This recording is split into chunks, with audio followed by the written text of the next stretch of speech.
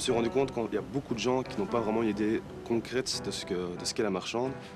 Et par exemple, ma grand-mère qui m'a dit « Ah, tu t'engages à marine marchande, ne me reviens pas tatoué avec une bouteille de rhum à la main. » Una frase di Platone dice: nel mondo ci sono i vivi, i morti e i marinai. If you don't love the sea, don't sail. Stay home, do something else.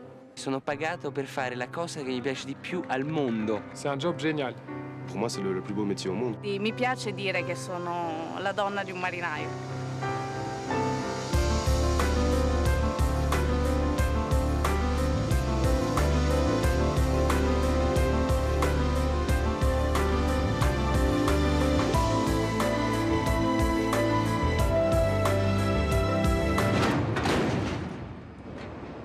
C'est un copain un jour qui m'a raconté un de ses stages embarqués à bord d'un porte-conteneur dans le cadre de ses études.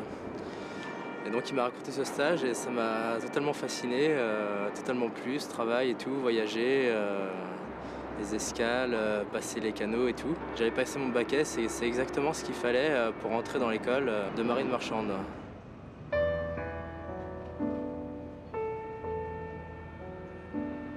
C'est un métier déjà bon, qui rapporte beaucoup au niveau argent, ouais, donc déjà ça c'est un bon point. Et en plus ça permet de voyager, découvrir des pays, traverser des tempêtes aussi, plein de choses comme ça qui sortent un peu du commun, du travail habituel. Je pense que quand je serai rendu à la passerelle au commandement d'un très gros bateau, d'un des plus gros bateaux du monde, quand je donnerai l'ordre de larguer les amarres, je pense que j'aurai atteint mon objectif et réalisé un de mes plus grands rêves, devenir capitaine de la marine marchande.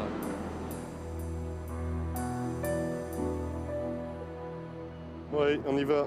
Bien sûr qu'on se souvient de la première fois qu'on a donné l'ordre de départ. Vous avez reçu devant derrière, vous larguez tout. C'est un moment où on se retrouve tout seul, au fait. Et donc, on se dit, bon, il faut franchir le pas et puis il faut assumer. On mesure peut-être pas trop les responsabilités. Je pense que le bord sera indifférent. Quand j'étais gamin, j'ai passé pas mal d'années au bord de l'eau et je voyais les bateaux passer, je voyais des bateaux mouillés. Et avec la marée, ils changeaient de cap au mouillage et ça m'avait toujours intrigué, je voulais savoir ce qui se passait. Et l'occasion s'est présentée pour faire des études et je me suis engagé depuis 30 ans. Bon, terminé derrière, devant le Bosco seulement. Zéro la barre. La barre est à zéro. Avant très lente.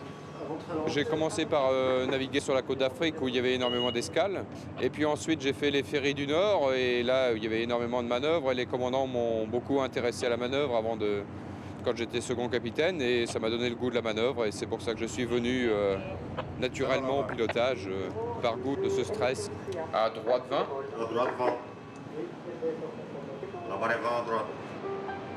Quand les navires font destination sur Panama, le Brésil, toutes ces belles destinations qui font encore rêver, oui, là on a toujours ce petit regret. On aimerait bien rester encore à bord une dizaine de jours pour suivre le commandant.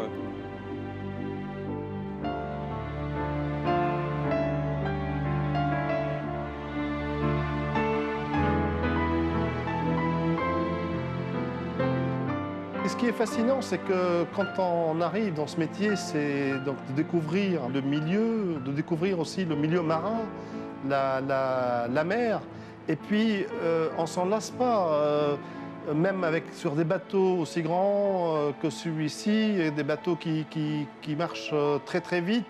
On prend aussi le temps de regarder la mer, parce que la mer, elle est changeante.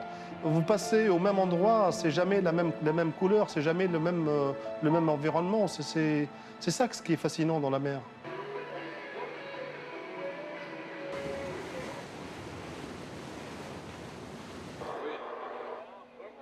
Le commandant, c'est donc il est chef d'expédition. On surnomme également le vieux ou le pacha.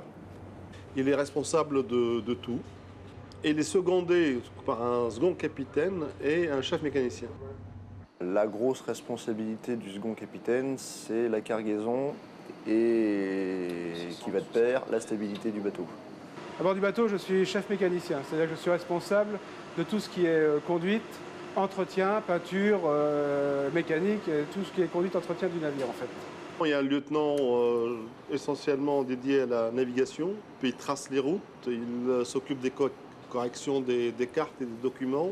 C'est un poste qui est assez important.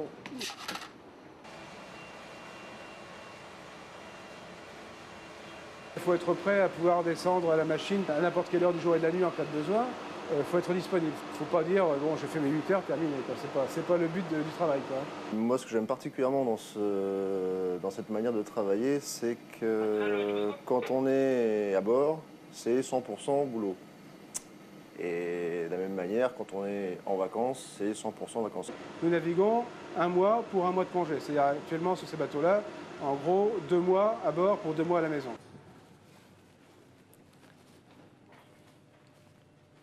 Donc voilà,